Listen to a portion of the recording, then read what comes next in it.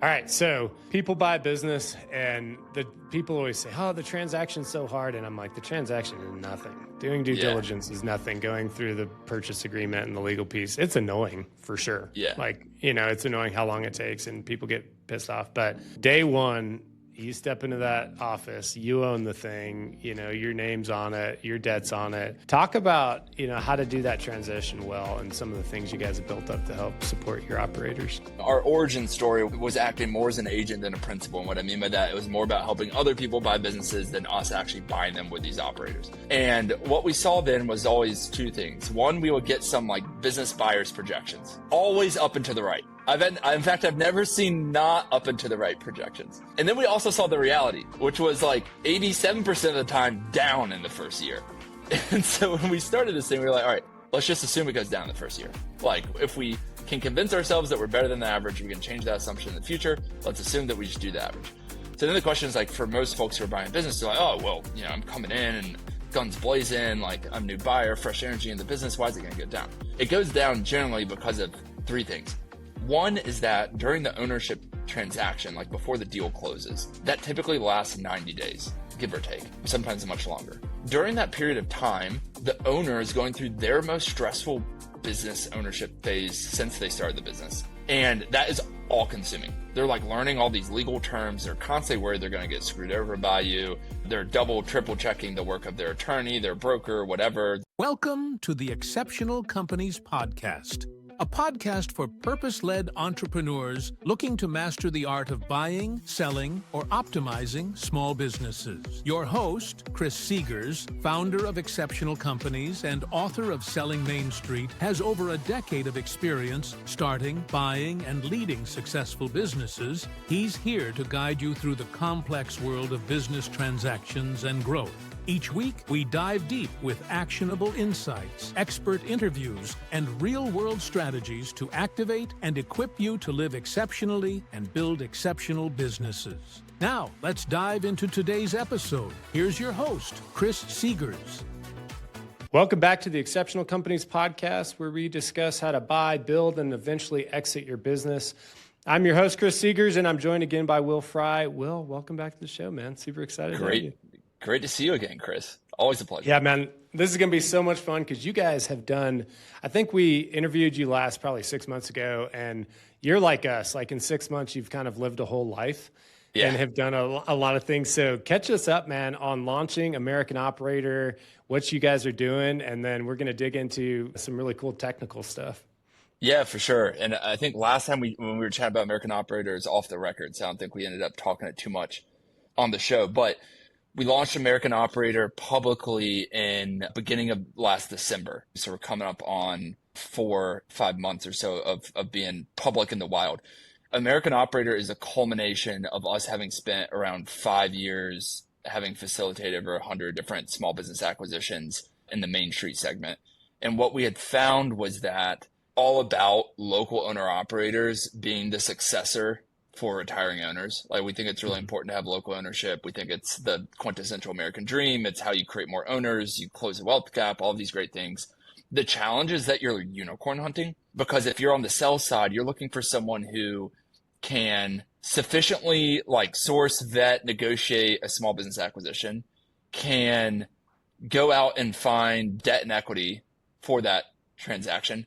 And then last but not least, actually knows how to run the business. And it's really rare that you find that unicorn. Normally you find one of two things. You find, hey, I went to some Ivy League MBA school and I have the most complicated spreadsheet you've ever seen in your life, but I know absolutely nothing about metal fabrication. Or you see, hey, I've spent 15 years running crews in the trades. I really know the industry. I don't even have Excel downloaded on my laptop. And my M&A attorney is my next door neighbor that practices estate law. It's all right, guys, neither of those is a good idea.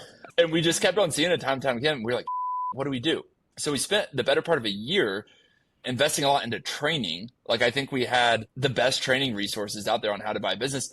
But the issue is it's a learned skill. No matter what you read or what quiz you take or whatever, until pencil meets paper, you don't really know what you're doing. And so the only way to get good at it is by sucking at it for a year or two and trying to buy a business and it goes sideways, blah, blah. And a lot of the folks who are best suited to actually lead and run the businesses aren't really that interested in buying one. Like they don't fancy themselves a financier. So you're like, hey, wait a second. What if we built a model where we source, finance, and structure these acquisitions? We partner with an operator, and then they become the majority owner over time, so that you get the best of both worlds. You get like a buyer who knows what they're doing, but an operator that becomes the majority owner who knows what they're doing. And that's what American Operator is. We call the model operate to own. So all the folks that we partner with, they start with a 10% equity stake. They earn into 70% of equity in the business. Once they flip 50%, like they're in control. And about a third of the time, it's a current employee. So kind of like an internal successor. 2/3 of the time, it's someone net new that we're partnering with for the business. And then we focus on businesses worth between like $2 and $7 million of enterprise value. And they range from like peanut processing to print shops to HVAC to paint contractors. It's kind of a hodgepodge of businesses. But yeah, that's kind of the short update. That's the product of a ton of brain damage and blood, sweat, and tears. I love it, man. So we're pretty, I wouldn't say we're anti-private equity, but I'm not a huge fan of it. We've done that twice in oil and gas, and I haven't loved the outcomes. Mainly because of that, there's a misalignment with operators and non-operators and just figuring out, when fund cycles are closing and when you are in that fund cycle. I just think incentives are not aligned correctly. But walk me through kind of like why you think you guys would be a fit and some of the benefits to keeping it local, because I fully agree, as opposed to maybe some of the downsides of huge private equity consolidations. We've seen it in Colorado Springs and in Colorado pretty dramatically across all spaces, man. Pest control, HVAC, white collar services and financial advisory. And so far it's gone really poorly, even like 2 or 3 years into those. But I'd love to hear your view on why you guys are a better option. Yeah. So like some fun facts, in the US, there are around like 14,000 McDonald's locations, and there are 17,000 private equity funds, which is ridiculous. Don't tell me we need more private equity funds than McDonald's. We have too many McDonald's probably to start with. The second thing is that to get the same return to your private equity fund that you got in 2010, you now have to grow 2.5 times faster in the same amount of time. And 60% of all of their return is from debt and what they call multiple expansion, which is pretty much like buy low, sell high. Both of those things you can't control. So you can't even say that you're great. You're just borrowing money and then hoping that someone buys it for more money. And I say that partly in jest and partly in truth, which is that like when those conditions are true, you have all of these private equity funds and they're primarily using debt, and they are now bidding up all the prices such that the difference between what they buy at and what they sell at isn't as big as before. They then have to grow like crazy to hit the same returns they used to. It leads to just really poor incentives on behalf of the private equity owners. And like, we're red-blooded capitalists. Like, we're not an Occupy Wall Street movement. We don't think private equity is evil. We think the idea that private equity rolls up Main Street is dumb. It's bad for the country. It's bad for the businesses. It's bad for the communities. And we want to build an alternative for owners. And so kind of our pitch, kind of getting back to your original question, which is like, how do y'all stack and kind of what are the merits of working with you? Is if you're a retiring owner nowadays, kind of have two options. You can sell to a private equity fund, of which there are many. The benefits of working with a private equity fund is, generally speaking, they've bought businesses before, so it's not their first rodeo. If they say they're going to close, they're probably going to close. Now, they may be sharks along the way and try to retrade, but normally it's not smoke and mirrors and they actually have money. And the other thing is that they come with some resources for your business. For certain owners, that makes a lot of sense. For certain, it doesn't. We can get into that later on. The downsides, though, is that because of the dynamics I just mentioned, it means more risk for your business. So the likelihood that they're going to like rebrand the whole thing and try to duct tape a bunch of businesses together is pretty high.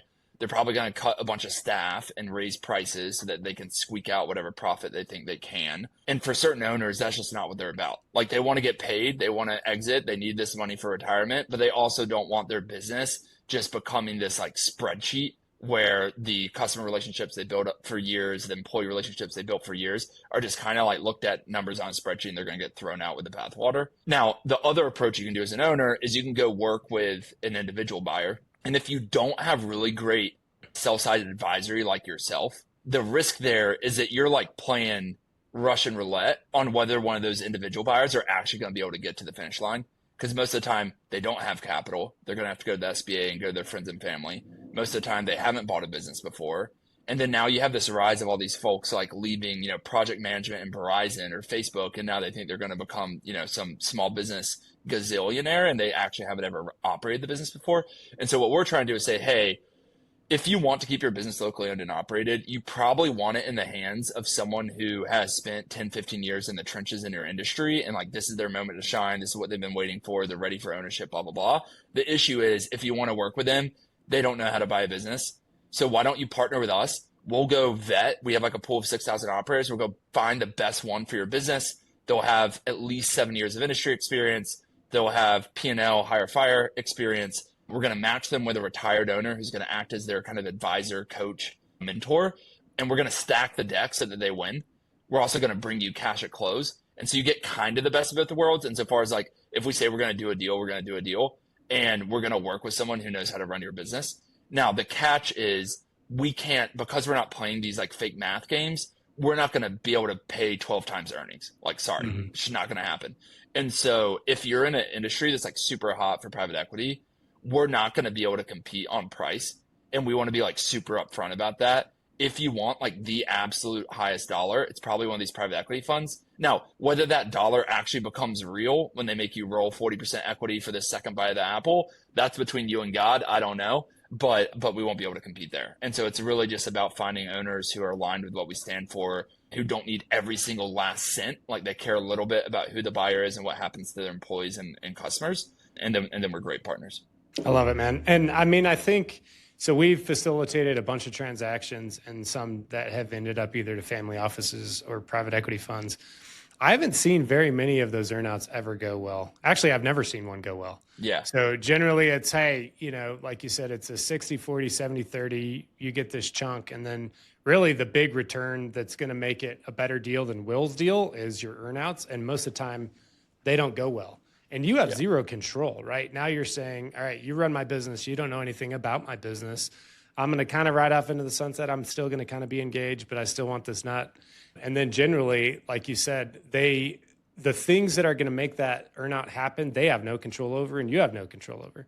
Totally. So you're just hoping. It's basically so I have pushed very hard with my clients to coach them on the front end to say, hey, here are kind of the buyer pools we're going to see, and here are the pluses and minuses. Let's go ahead and establish before we list the business where you want to go. If you don't care about your clients and your team and your community, okay. And frankly, you're not going to be a very good client for us because we care about all those things. So sometimes that's like, hey, let's part ways and you should go hire kind of a jerk M&A, banker that, doesn't care about any of the stuff that we care about. The other thing that's been really sad is the community impact piece is pretty real. Most of these small businesses have 2 or 3, funds or charities that they really care about, and they're giving money consistently and they're supporting them, and maybe they're buying tables and getting other donors to be excited about those things. That's how we are. We're part of the Springs Rescue Mission, which is doing awesome work, getting people back into the workplace. So if we sell our businesses today to private equity, they don't care anything about that. Those dollars go away immediately, right? That are flowing into good things that are help elevating the community. So anyways, it's really interesting. And I think we have a thesis too in white collar services. So we had 2 or 3 of the biggest accounting firms in Colorado get rolled up, and now the service is terrible. We're clients of one of them. And then the other thing that was interesting that I didn't think about, one of my really good attorneys called me and said, hey, I've got a client I want to send your way, but I want to talk to them. They're being solicited by private equity, and I want to, have some real conversations around that. And he's like, and my son went to work for one of these accounting firms, and he's been with them 2 years now. And he's like, it's terrible. And he's like, not just the performance. Now all these guys have performance metrics that are unachievable, I think. It's like, hey, we need to grow not only fast, but way faster, like you said. And we're in a space that really doesn't grow that fast, like accounting. But then the thing that he mentioned that I hadn't thought about is he's like, there's now that business, which is pretty big. I think it's a couple thousand employees. There's zero mentoring because they're like, who cares? We're selling this thing in 3 to 5 years. So all these young, talented men and women that are coming out of whatever trades it is, financial advisory or accounting or anything, right? HVAC. Now they're like, I don't care about mentoring you. Like the mid-level managers, because they're like, we know we're going to sell this, we're going to make money, and we're writing off. And I'm like, man, that's terrible. Yeah. That's terrible that we've got that hole and it's so transactional. Totally. And to kind of put some numbers to what you're saying, for a locally owned business, they donate at a 4 times higher rate to charity. And for a locally owned business, an additional 20 cents on the dollar stays in the community. Because if you think about these businesses, like if it's private equity owned, all the excess cash they want to sweep to their fund, which is probably in Greenwich or New York or somewhere like that. And so when it's locally owned, that money gets recycled back into the community because they're buying supplies, or even in their personal lives, they're spending the money on cars, trucks, homes, whatever, nice dinners, restaurants and whatnot. All of that kind of gets sucked out when they're just trying to maximize the return. And then, it's a real issue with what you're talking about on the mentorship side. You see that throughout. And then the other thing that happens sometimes is that when they do roll equity, they put them on these such crazy, you see this actually a lot in dental, such crazy performance targets that not only are the former owners now miserable, but it's ruining their previous relationships with clients. Whereas like now, before it was like, hey, I want to serve you, understand your problem, solve your problem. Now it's, I need to hit this many denture upsells in this month, or I'm not going to get my, earn out payment. And so now they're trying to upsell everything. And I think there's instances where private equity isn't terrible. Like I think some of the success stories are when someone's in like their late 30s, early 40s, they don't even want to sell. Private equity, one of the roll-ups approaches them to kind of partner. You see this sometimes in like garage doors. I know Guild is a big garage group out there. Tommy Mello also, I don't know if you've seen him on the internet. And I think sometimes that makes a lot of sense where it's like, hey, you want to turbocharge, you have gas in the tank, partner with someone who has capital and a playbook and all this other stuff. But for the retiring owners, when they're like, hey, I want to make sure this is left in good hands, a lot of times they regret it. And then, even if technically they hit the earnout, they end up in litigation because the PE shop decides what goes in COGS or gross profit, or like we're aware of a few of those instances where we know the owners and they decide to sell to private equity, and now they're suing each other over, whether or not they actually hit the target or not, because now the PE fund gets to decide what the definition of the target is. Yeah, for sure. All right. So I'll private equity bash all day, but let's talk give us some good stories, man. Tangible examples of just kind of past 12 months of just some good businesses, man, that you've put back to work, that you're like, hey, we placed a great operator, and this is some of the things. And then the thing I want to go into next that we talked a little bit about before we started is that transition, kind of 90 to 180 days. So you buy this business, and we use EOS, so we do a lot of coaching with new buyers to say, all right, guys, you need a playbook. You're going to get punched in the face like Mike Tyson told you every day. And so let's have a playbook. Let's have somebody outside that's coaching you a little bit, us or somebody else, that when you have the worst day in your life, we can say, hey, it's okay. This is normal. But let's go into some fun stories, because what you do is awesome. What we do is awesome. I love this, man. I wake up every day and I'm like, this is just the coolest thing that we're doing. Totally. Yeah. I'll hit you with some of the fun stories before I share all the times we've gotten our teeth kicked in. I think one of the fun parts about small business, like no matter where you are, you can find your people. Like my little sister got engaged this past weekend in LA, and so went out there and we surprised her. I was able to like squeak in a morning meeting with this fire restoration owner we've been chatting with, and like went to his diner he's been going to since he was in middle school, and then he took me on a shop tour, and it's always fun because everyone has an interesting story and a cool business and so on and so forth. I would say like a couple of the deals that we can chat about publicly. One of the cool ones has been a company called And the Plumber. It's a plumbing business out in Rhode Island. Owner was nearing retirement. She'd been in the trade. She was actually the third ever female plumber in Rhode Island. She sits on like the board of the trade association up there. And for her, we met her through kind of like our normal business development motion. And as I mentioned earlier, about a third of the time, it's some internal successor, someone the owner knows. 2/3 of the time, we're going net new. That was an instance where it was an internal successor, but it wasn't actually someone who worked at her company. So she had always been mentoring at the trade school. And she was like, hey, I know the perfect person to succeed me, but he doesn't work here. We're like, all right, what's the deal? Who's this person? She's like, Wilson. And Wilson Molina has been in plumbing probably for about like 12, 15 years at this point. But when he was first getting out, she was part of this like mentorship program where she was working really heavily with him. He then went on to become president of a couple businesses that he didn't own, but he was essentially, keeping the lights on and running the crews. And so we reached out to Wilson and we're like, hey, would you be interested in potentially becoming an owner? And he'd be like, yeah, that's been on my kind of like bucket list for forever. I just don't necessarily know how to make it happen.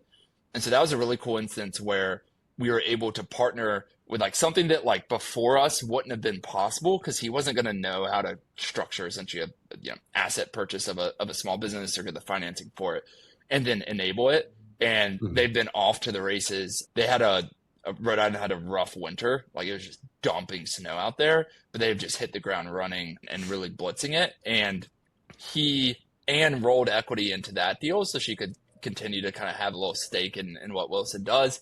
And then we brought in an advisor named Robert Schoner, who started his own plumbing business in Michigan and has scaled it to 20 something million of top line revenue, a bunch of techs. And he is the advisor for the deal. So for each deal, we find someone, like I mentioned, who's either a current retired owner to kind of mentor. And he has been gangbusters. Like, he got his equipment broker to give like some great discounts to Wilson because we're going to expand into drain cleaning this spring on some equipment there. He's been huge on like kind of the weekly flash KPIs, how we want to think about like tracking progress and setting goals. And so that's been a really cool one. We have another business that is in, and I'm not going to give the exact name of the location because it'll give it away, but like literally bump nowhere. Like, I joke to the team that like, we're always working in the middle of nowhere. You just have to change the state. This town is 902 people. This is a food processing business. The sale isn't announced yet, or else I'd share the name. They probably employ 1% of the entire town. And it's cool because like, if you look up the business, their Facebook page, they are essentially like some extension of the Chamber of Commerce there. Like, they run the Veterans Day Parade. They do the 4th of July fireworks ceremony paid for by the retiring owner. They do like the charity race each year. And when we go to meet the owner, or when we were going to meet the owner before the deal was happening, he was like, guys, we can't meet there. Like, everyone knows who I am. So we had to drive like 45 minutes away to this other random town to meet him for like lunch, to go over like, okay, this is how we're going to price the business. This is what we need from the transition. And the cool part there, that's also an internal successor where the GM has been there since 2008 and has a great relationship with the owner, has a bunch of gas in the tank, has really cool ideas on how to expand, especially on some more of like kind of the direct to consumer side of the house, where Anheuser-Busch has been struggling with sales because people aren't drinking as much as they used to. So they've started carrying more food products. And so we're going to help them launch into that. So yeah, you name the business and we've had our fun share stories, but it's always cool to kind of hear the owners and their journeys and the impact they've had. Yeah, it's so good, man. A question that we love to ask our potential clients is, do you know what your business is worth? And if you sold your business today, would it fulfill your personal and financial goals? If you're a successful business owner, but you don't know when or how to sell your business, and if you've ever wondered what each additional day in your business is actually costing you, we'd love to chat. If you're ready to spend more time with your family, your friends, or traveling, come sit down with our team, because when you work with exceptional business advisors, we'll help you build a blueprint to sell your business successfully and help you create, capture, and achieve your dream life. Don't wait for the right time. The time's now. Go ahead and scan the QR code or book a discovery appointment at excoadvisors.com. All right. So before we dive into kind of how to transition a business well, some of the do's and don'ts, map out as you're thinking about, because I think this is super useful. We've actually discouraged more people away from buying businesses than probably encouraged. And to be clear, I think anybody can do it. I just think most people won't do it. Most people won't do the hard work and haven't done the hard work for the past 10 years in their personal life to give me the confidence that when they have to do it, they're going to do it. How do you guys see, like, what are some of the, kind of avatar features of a person that's going to be a really good setup operator and have a high likelihood of success? Yeah, I mean, so we have kind of a multi-step operator selection process where I get involved pretty late. Normally we do kind of a screen that Cole on our team runs where we're looking at kind of the basics. Do they meet the 7 years of operating experience in a relevant industry? Have they actually had hire fire responsibility? Have they actually managed a P&L budget before? What is their why? Like, why are they chatting with us?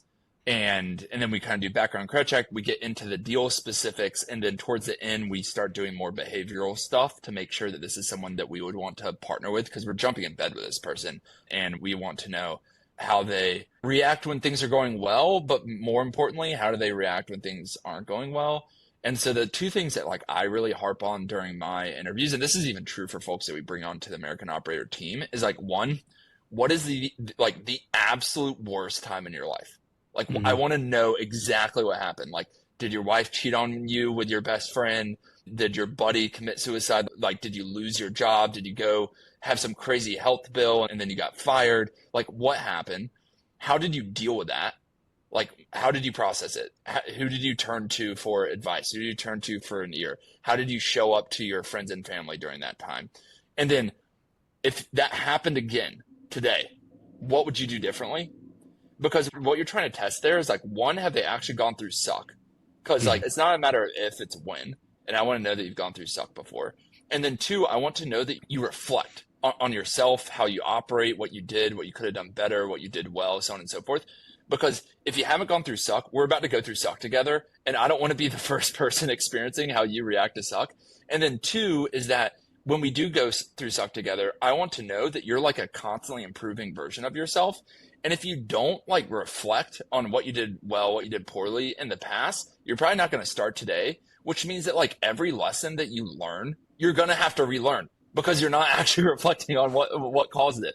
And so that's like a big part of me is like, you don't have to be a genius. You don't have to have seen all the things before, but I want to know that you like see things. Maybe you make the wrong call. That's fine. But you reflect and learn on like, what was the right call? What could I have done better? And then you apply it again the next rodeo. Because otherwise we're just, running flat on a treadmill and we're not going to get anywhere. Yeah, for sure. For us, we embody that with two core values. One is always be learning and one is grit.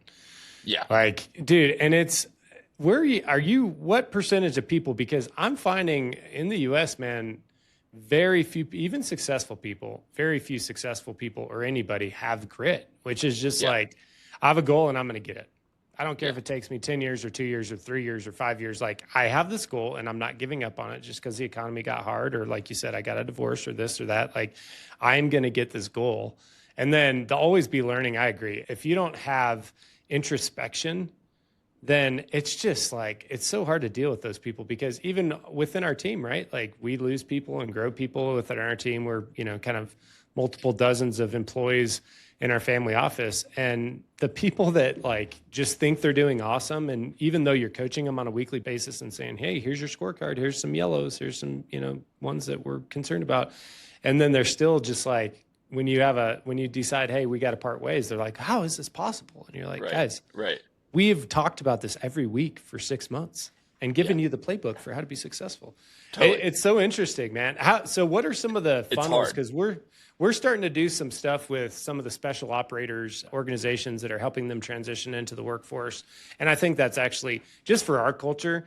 Like, I tell people, I try to, same way with like buyers, I do the same thing with employees. I'm like, I'm trying to scare you away from this job because we go harder than anybody I've ever met.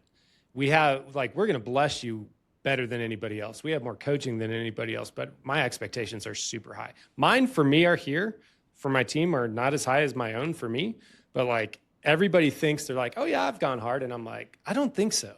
Yeah. Like like you said, what does going hard look like in your life? And I always tell this story. I mean, we've got probably a dozen that are more recent, but when I was going to go to business school, my dad called me and he's like, hey, I know you're paying for this yourself and you don't have any money. And he's like, I just bought a quarter section in New Mexico. And if you'll fence it, I'll pay you like a pretty big chunk of cash for business school. And I was like, okay.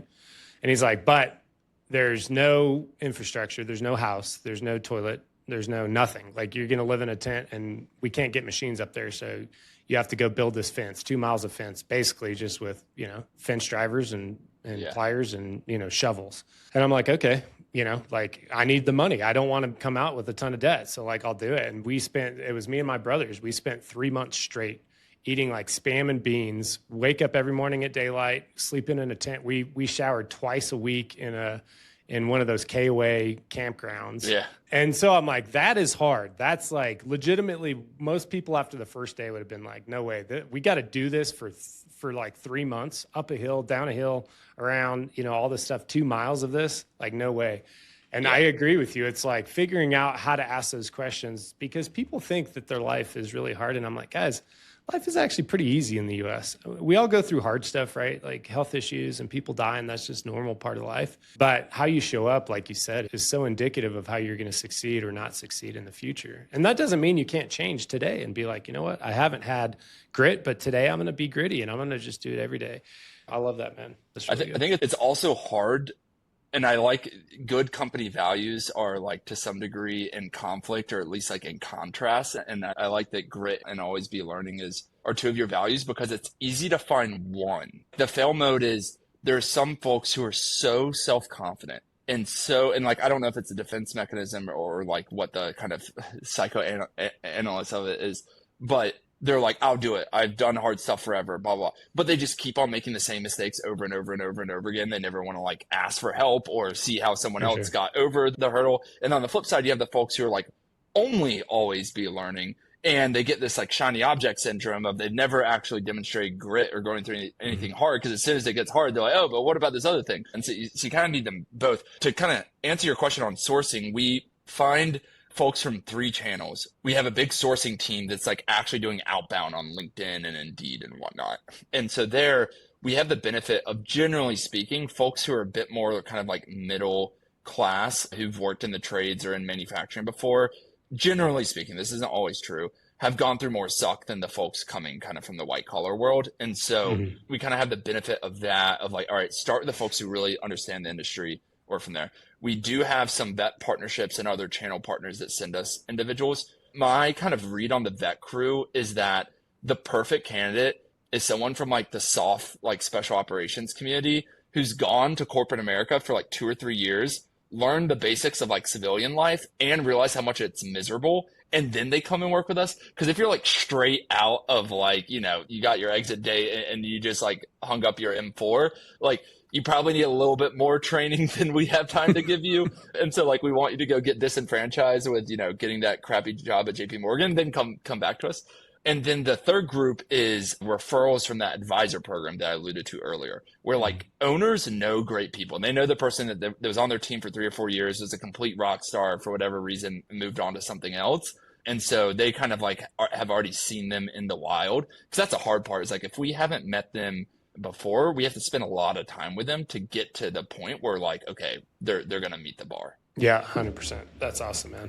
All right. So people buy a business and the people always say, oh, the transaction's so hard. And I'm like, the transaction is nothing. Doing due diligence is nothing. Going through the purchase agreement and the legal piece, it's annoying for sure. Yeah. Like, you know, it's annoying how long it takes and people get pissed off. But day one, you step into that office, you own the thing, you know, your name's on it, your debt's on it.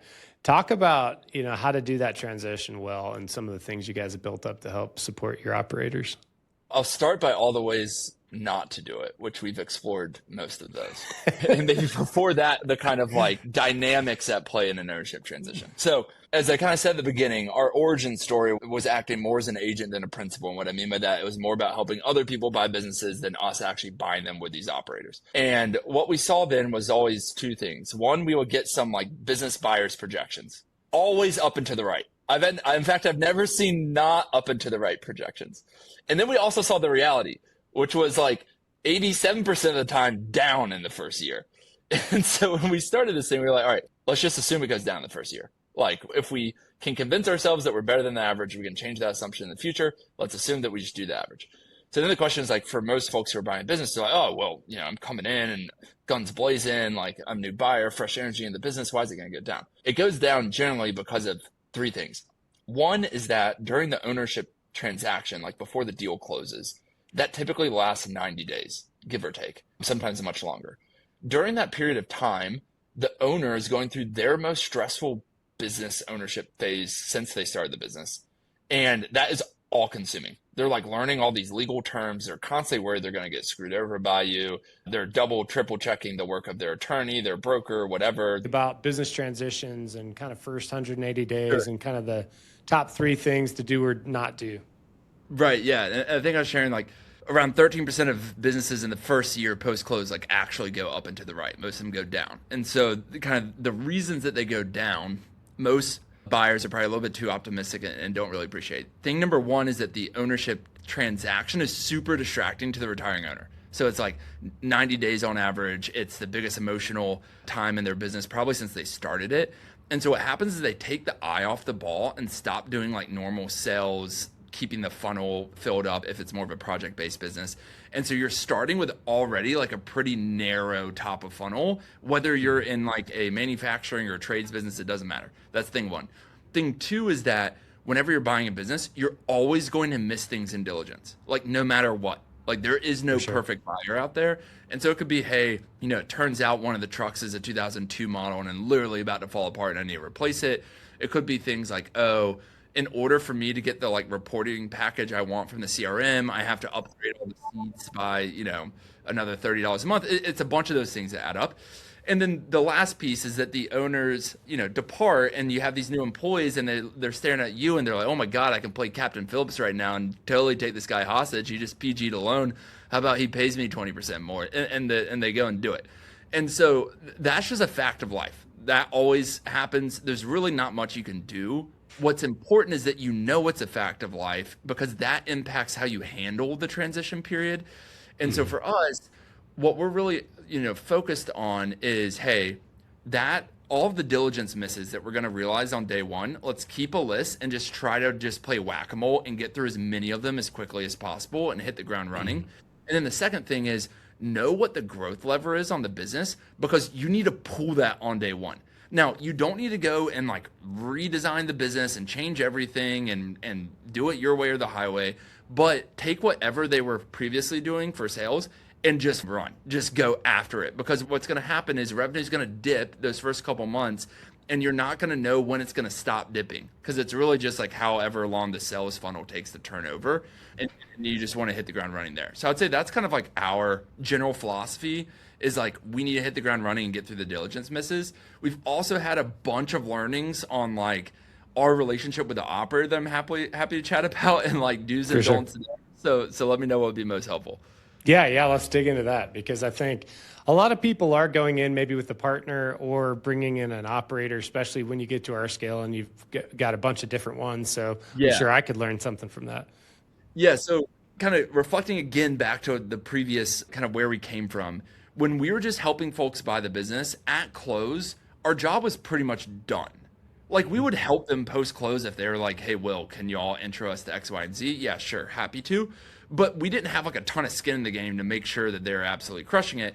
And so the way that the SBA-backed deals work is whoever the borrower is, or the operator, is the primary owner. They're in full control of everything to the point that like you can't even really have that much control if you're an investor in one of those deals. It's really their show, and the SBA loan program makes sure that stays the case.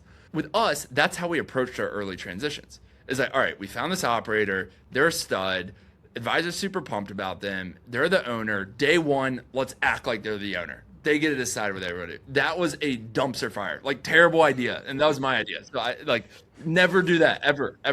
Don't do it for like two reasons. One is that I said earlier, like there are these three things you're looking for when you're unicorn hunting for an individual buyer. One of them being they know how to buy a business. Inside the how to buy a business skill is included the first 90 days. Like that's not a skill you learn if you're just operating like the first 90 days after a leadership transition. Like if we've done this 100 times, why are we going to let some guy who's never done it decide how to do it for this business that we just put millions of dollars in? Like probably not a good idea. And then the second thing is that like different operators have different responses to stress. So some of the guys from SOF who we've partnered on operators, their bar to stress is way too high. Like if you've gotten shot at before, chances are that your KPIs going down is not going to make you freak out. You're going to be like, oh, well, I'll figure it out. And they're probably right. They probably will figure it out. On the flip side, you have other folks who like, are buying a business for the first time. They haven't been shot at before. A slight change in the KPIs and they think the world is falling down. And so like if you allow them to be the only person deciding like how the ownership transition goes, some people are going to do nothing because nothing freaks them out. And other people, every single thing, they're playing like, one of those arcade games where they're pulling all the levers on the business. So now the way that we approach it is we have what's called a DOA, like a division of authority. And when the business closes, your DOA as an operator is like super small. In fact, like you need our approval on a lot of things. Like you can't change the marketing spend. You can't do any crazy capital expenditure. You can't hire or fire anyone. And that's the case until you hit the base case KPIs for 4 weeks in a row. Like our business does not work if we're micromanaging you. At the same time, we don't want you to be your own worst enemy because that's bad for both of us. We just put a bunch of money on the line and it's going to slow down you becoming majority owner based on how like the math formula works. So like, let's keep you focused on just like learning the job and focus on the humans. understand what the owner did, understand the relationships the owner had, understand the relationships and dynamics of the employee. Because if we allow you to just go do whatever you want, you could like fire someone who actually like, maybe they're bad, but everyone loves this person. Like maybe don't do that in the first 90 days. Or at the same time, like if your buddy runs like, you know, a TV advertising company and you're worried about the revenue going down a little bit, maybe the solution is not like go drop 25K on TV ads. They're like the worst performing thing ever. And so we're trying to just like, you know, corral herd the cats, if you will, on the ownership transitions. I love that, man. I think that's really well said. All right, we got a couple minutes as we close. Like, just give me your view on 2026 in America on business acquisitions, just kind of some closing thoughts. I mean, it's never been a better time to be American. I think it's fun because there's an energy is in both the private sector and the public sector right now. And, you know, whether you love or hate Trump, I think one of the cool things that we've seen on the policy side is that specifically on the SBA, they want the country to win. They want Main Street to win. They really, really care.